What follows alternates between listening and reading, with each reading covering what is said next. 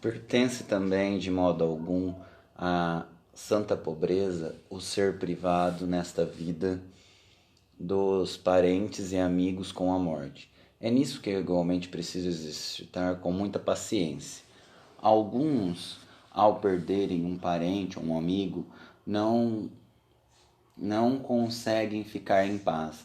Fecham-se num aposento a chorar e, abandonando-se à melancolia, tornam-se de tal modo impacientes que ficam intratáveis.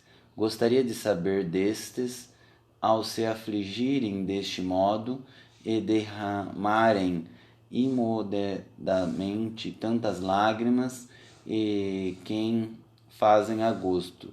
A Deus, não, a Deus, porque nosso Senhor quer que ressigamos a sua vontade. Aquela alma defunta, tampouco a ela. Aquela alma defunta, caso esteja perdido, odeia a vós e as vossas orações. Caso esteja salvo e já no céu, deseja graciais a Deus por ela. Caso esteja no purgatório, deseja que socorrei com vossas orações, e que vos conformai ao divino arbítrio e vos tornei santo, e a fim de que um dia vos venha com companheiro no paraíso. E assim de que proveito todo esse pranto, o venerável padre Giuseppe Caraccioli, um teatino, tentando-lhe morrido um irmão e estando um dia com seus outros parentes, os quais não cessavam de chorar, disse-lhe: vamos, guardemos essas lágrimas para melhor objeto, para chorar a morte de Jesus Cristo, que nos foi pai, irmão e esposo, e morreu por amor a nós. Esses tais ocasiões é preciso fazer como Jó, que, ao receber a notícia que havia morrido os filhos, todo conformado ao arbítrio divino, disse: O Senhor o deu, o Senhor o tirou. Deus lhe deu estes filhos e Deus nos tornou. Como foi o agrado do Senhor, assim sucedeu.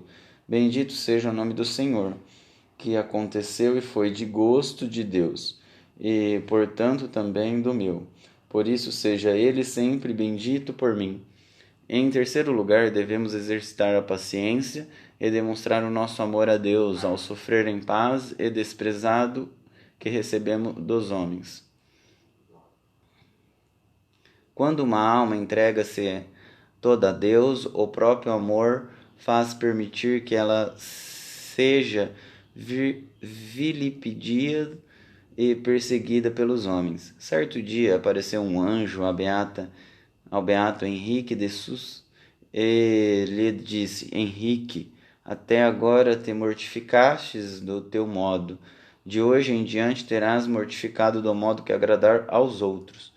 No dia seguinte, o beato viu pela janela um cão que trazia consigo um trapo na boca e vinha lacerando. E então ouviu uma voz que lhe disse: Assim tu hás de ser lacerado pelas bocas dos homens. Então o beato Henrique desceu as escadas e pegou para si aquele trapo, guardando-o para seu conforto na hora das tribulações que se lhe prenunciaram.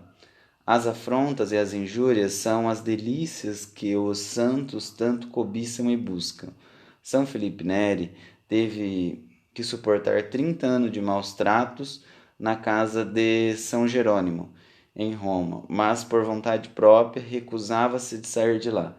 Este santo resistia a todos os convites que lhe faziam de seus filhos deleitos, para que vivesse entre eles na nova igreja, o qual ele mesmo fundará. E assim foi até o momento que o Papa deu-lhe a expressa ordem de sair de lá. Quando prescreveram a São João da Cruz que mudasse de ares essa razão da mesma enfermidade que havia de levá-lo ao túmulo, ele preferiu o mosteiro precário a um mais confortável, por mais que prior deste último mosteiro lhe fosse afeiçoado. O santo preferiu o primeiro, cujo prior era um inimigo seu. E de fato, por um longo tempo hostil, o prior pediu e maltratou São João de muitas formas. Quase até em seu leito de morte, chegou a proibir que os outros monges visitassem este nosso santo. Eis que os santos chegaram até procurar ser vilipendiados. Santa Teresa escreveu nas Memoráveis Máximas: quem aspira à perfeição deve guardar-se de dizer: fizeram-me isso sem razão. Se tu não queres chegar à cruz, a não ser aquela que esteja apoiada na razão, a perfeição não é para ti. É célebre a resposta que o mártir São Pedro obteve do crucifixo, enquanto se lamentava por ver-se encarcerado injustamente, já que mal nenhum fizerá. O Senhor respondeu-lhe: e que mal fiz eu, que tive de estar nesta cruz para sofrer e morrer pelos homens? Ó, como os santos, quando são injuriados, consolam-se com as ignomínias que sofreu o nosso Jesus Cristo. Santo Eliezer, havendo-lhe perguntado sua esposa como faria para sofrer com tanta paciência as muitas injúrias que recebia até mesmo de seus servos, respondeu: eu volto a considerar Jesus desprezado e vejo as minhas afrontas não são nada comparadas àqueles que ele sofreu por mim. E assim Deus me dá forças para sofrer tudo em paz. Em suma, as afrontas, a pobreza, as dores e todas as tribulações, quando recaem sobre uma alma que não ama a Deus, são para ela ocasião de se afastar ainda mais de Deus, mas ao recaírem sobre uma alma que ama a Deus, são para ela motivo de unir ainda mais a Deus e amá-lo ainda mais. As muitas águas não poderiam extinguir o amor. As tribulações, por mais graves que sejam, não apagam como aumentam as chamas da caridade num coração que ama somente a Deus. Mas porque Deus lhe carrega de tantas cruzes esse compás em ver-nos tribulados, vilipendiados, perseguidos e maltratados pelo mundo? Será que ele é um tirano, um gênio tão cruel que se compaz em ver-nos sofrer? Não, Deus não é um tirano nem um gênio cruel. Nosso Senhor é todo piedoso e o amor para conosco. Basta dizer que nos amou até morrer por nós. Compasse, sim, em ver-nos sofrer, mas para o nosso bem, a fim de que sofrendo, fiquemos livres daquelas penas que deveríamos sofrer na outra vida, pelos débitos que contraímos diante da divina justiça. Comprar-se, a fim de que, com o sofrimento em paz e a resignação, nós lhe oferecemos algumas provas do nosso amor. Compasse, a fim de que o sofrimento, enfim, conquistaremos uma glória maior no paraíso. Para estes fins, que são todas as piedades de amor, compasse ao Senhor em que vermos-nos sofrer.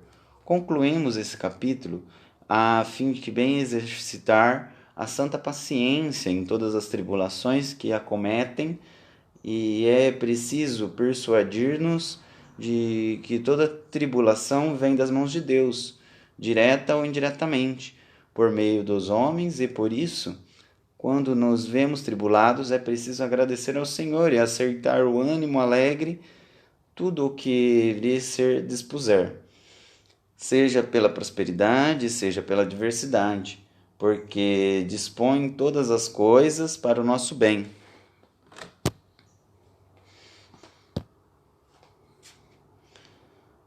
Daqueles que amam a Deus, o nosso bem. Todas as coisas concedem para o bem para aqueles que amam a Deus. Ademais, quando nos afligir de alguma tribulação, ajudará a dirigir o olhar ao inferno que um dia merecemos, pois toda pena, em comparação ao inferno, será sempre imensamente menor. Mas para sofrer com paciência toda dor, todo óbrio e toda contrariedade, mais do que toda a consideração, aproveita a oração, o auxílio divino que nos será dado, pois da oração dar-nos-á aquela força que não temos. Assim fizeram os santos, encomendaram-se a Deus e superaram todos os tormentos e perseguições. Afetos e orações. Senhor, já que sou persuadido de que sem sofrer e sofrer com paciência, não posso conquistar a coroa do paraíso. Dizia Davi, dele vem a minha paciência. O mesmo digo também eu, que vos te de ser concedida a paciência de sofrer. Eu proponho em aceitar em paz todas as tribulações, mas depois, quando sucedem, logo me entristeço e desanimo. E se sofro, sofro sem mérito e sem amor, porque não sei sofrê-las para fazer os vossos gostos. Ah, Jesus meu, pelos méritos da vossa paciência, ao sofrer tantas penas por amor de mim, dai-me a graça de sofrer as cruzes por amor de vós. Eu vos amo de todo o coração, meu caro Redentor. Amo-vos, meu sumo bem, amo-vos, meu amor digno e de infinito amor. Arrependo-me acima de todo o mal, de todos os desgostos que vos dei. Prometo-vos aceitar com paciência todas as tribulações que me mandais, e de vos espero o socorro para assim fazer, sobretudo para sofrer em paz as dores da minha agonia e morte. Rainha minha, mãe, impetrai em mim uma verdadeira resignação diante de tudo o que me resta sofrer na vida e na morte.